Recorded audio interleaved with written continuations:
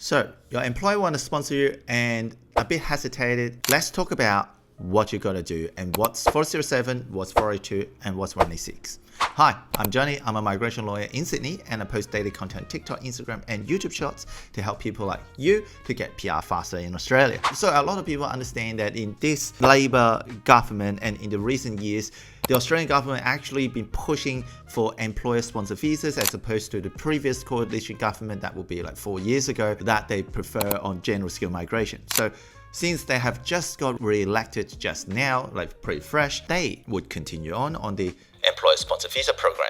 Now, how to do it? So there are multiple employer-sponsored visa programs that you can go for. There's a 407 training visa, employer-sponsored, 482 skilled in demand visa, 186 ENS, and also 494 regional. So which one should you pick? And if your employer have certain concern, which one should you go for? So the most common one would be the 482 skill in demand visa. It's pretty quick. The employer, can sponsor you for up to 4 years as long as they pay 4 years of skilling Australian levies. Most don't. And they have a pretty big list in order to sponsor. So if you're going for the core skill pathway, then your occupation got to be on the core skilled occupation list. You don't need to have a skill assessment for most occupations and for most passport holders. If you need to know which occupations that you need, so you just got to make sure that you refer to the link that are provided in the video description. And that's pretty straightforward as well. And the employer got to pay you CSIT, so which is the core skilled pathway threshold. They actually made up a name, but currently it's the same thing as Tismmit. Currently is 73,150. After the 1st of July, it's going to go up to 75,200, I think. So that would be the core skill pathway. Also the specialist skill pathway for people who are currently about to earn 135,000 plus super. But of course, it doesn't have any skill occupation list because for higher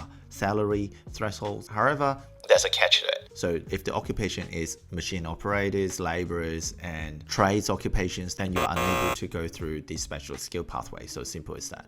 Of course, last but not least, there's the labor agreement stream, which is basically a whole bunch of different labor agreements. There's an industry's labor agreement, there's a company-specific labor agreement, there's also Dharma, which is also a labor agreement. So that provides a pathway for that. However, the downside for these things is, number one, employer got to pay you a lot of money. Some employers, they're not going to pay you 73,150 because the minimum work experience requirement is just 1 year full-time. So say you just finish trade schools and then you're a cook and you have 1 year experience in Sydney, who's going to pay you like 73,150, right?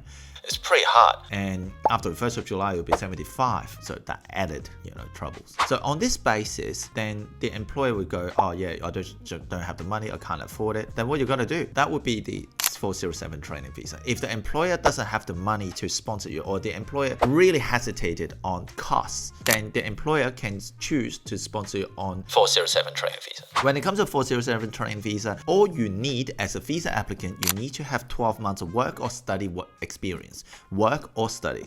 So say you're fresh out of schools and then you study for 1 year course, then you can immediately go through the training visa. No problem. And that's a catch. The work experience has to happen in the past 24 months. There's no exception to it. So in the past 24 months, 12 months of full-time work or study. Simple as that.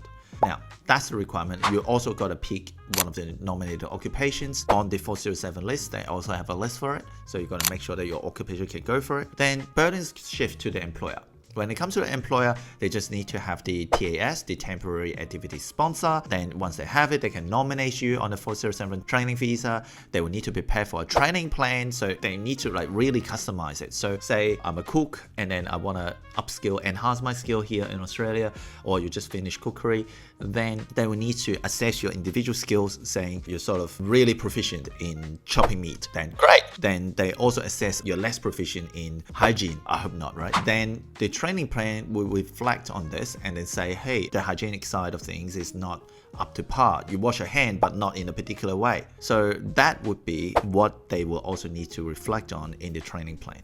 In all training plan, it can be for whatever duration, but the maximum of the 407 training visa is 2 years, and we always recommend employers to prepare for a training plan for 2 years plan so that you get a 2 years visa for the same cost. That would be that, and for the visa applicant, just submit. Well, you probably go, oh yeah, it's kind of the same as the 482 visa, isn't it? 407, you get TAS, the temporary activity sponsor. For 402, you get standard business sponsorship. What's the difference? The nomination for 407, nomination for 482. The difference is for 407, you need the training plan, but for 482, you need skilling Australian fund levies. $1,200 per year for each year of visa duration. If they've given you 4 years of visa duration, that will be $4,800 if the business has a turnover of less than 10 million. If the business has turnover of over 10 million, that will be $1,800 per year. So that's quite a lot of cost. Also, Tismmit. When it comes to 482 visas, there's CSET and also SSET, which is the Tismmit. These are the terms that use in the legislation. So they got Tismmit, which is 73,150 as of the date of this video, and it's going to be 75,200 or something, right? But when it comes to training visa, no such requirement. They just got to make sure that they pay you fairly. If for your particular job, the fair market rate is, say, for a 1 year cook is 50K, then they can pay you 50K. So it's less requirement. Also, you don't need to have a skill assessment. So say if you are a chef from one of the passport countries, say from Hong Kong, right? And then you hold a passport issued by Hong Kong, then yeah, you need to have a skill assessment in order to get through the 482 visa. However, you don't need a skill assessment if you're going for the 407 training visa. So that allows you to have 2 years. But also, it seems cool, right? Let's do it. Like 2 extra years to work in Australia. Fantastic. That's a catch. 482 skills in demand visa, they have a solid PR pathway. I've been saying, Johnny, want to get your PR faster. I want to get your PR faster. And 482 get your PR faster. After working for 2 years, the employer can nominate you on a 186 transition stream. However, when it comes to a 407 training visa, you don't have it.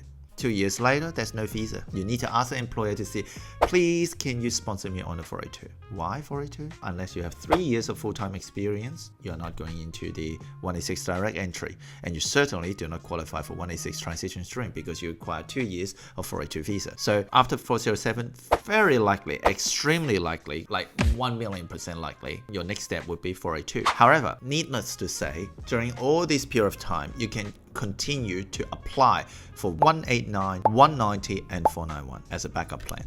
So make sure you take advantage of those as well. I hope it helps, and I really hope that you can all get PR faster after watching it. If you like this content, make sure you hit the subscribe button and share it with your friends, or hit the like button, and if you got questions, pop it in the comment section. Simple as that. That's it for this episode. I look forward to seeing you in the next one.